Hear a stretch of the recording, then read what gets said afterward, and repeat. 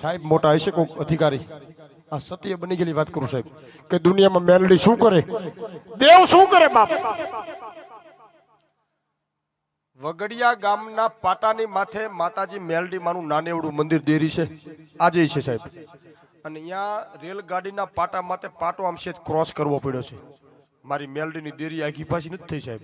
એટલે રાજકોટથી રેલવેના કર્મચારી અધિકારી કોઈક સાહેબ ડબ્બામાં નીકળ્યા, સ્ટોપ આપ્યું એટલે જોયું કે ભાઈ આ પાટો કેમ આમ ક્રોસ કર્યો છે, કેમ આમ વળાંક કેમ આપ્યો છે, આ નો ચાલે એમ. આ જે કાંઈ જગ્યા હોય એના જે કંઈ માલિક હોય ને તમે રજૂઆત કરો કે આ લઈ લે એમ.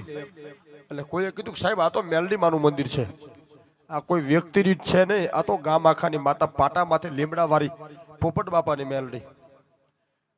તેથી રેલવેના કર્મચારી ઉગ્ર સ્વભાવથી એવું કીધું કે હું અત્યારે હાલ રાજકોટથી અમદાવાદ જાઉં છું અને અમદાવાદથી પાછો ફરું ને ત્યાં લગી આ કોઈ તમારું મંદિર દેવળ આ કાંઈ હોવું ન જોઈએ, મારે આ પાટો સીધો સ્ટેટ કરવાનો છે.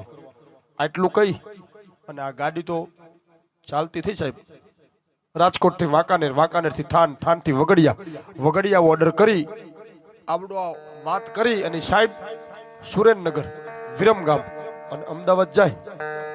આઈને પાર રાતે 12 વાગ્યા પોપટ બાપા કરીને ભૂવા હતા મઠે, મોટી ઉંમર, સાચું ખોળ્યું અને મેલડીના ધૂપેલિયાની માલપા માતાજીનો દેતવા પાડી અને બે હાથે દેતવા પકડી કીધું, ઓ મેલડી માડી આજ અમે ગરીબ, તુંય ગરીબ, અમે તો દુબળા, માડી તુંય દુબળી.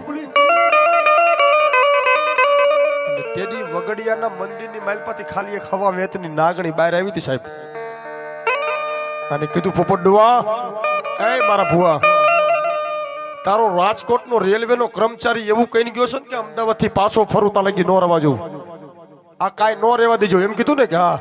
પણ ગાંડા જો વગડિયાના પાટા માથે મેલડી આદિ અનાદિથી બેઠી હોય ને અને ઈ તારા અધિકારીને અમદાવાદથી પાછો આવવા દઉં તો ને, એ ગાંડા હું વગડિયાની લીમડા વાળી મેલડી બોલું કે વિરમગામનું સ્ટેશન આવે ને અને પેલી હુબક, બીજી હુબક અને ત્રીજું હુબક જો લોહીની ઉલટી કરાવીને વિરમગામનું સ્ટેશન વટવા દઉં તો વગડિયાના પાટા વાળી મેલડી નો હોય.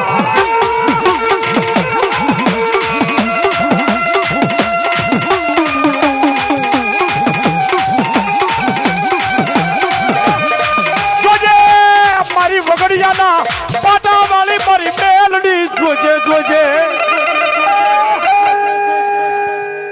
આજે તમે જાઓ એ રેલગાડીના ડબ્બાને લીમડાની ડાળ અડીને જાય છે ને અડીને આવે છે. ભલામણા દેરી તો શું કહે પણ લીમડાની ડાળ કોઈથી ન તોડાય. આજે મારા વગડિયા ગામના પાત્રમાં આવો, મારી મેલડી એવી બેઠી સાહેબ. મારો કહેવાનો ભાવ કે દુનિયામાં દેવ કોઈની દુબળી છે ને દુબળો આપણો વિશ્વાસ. હા મારી શમશાન વાળી બોલ મેલડી મહાત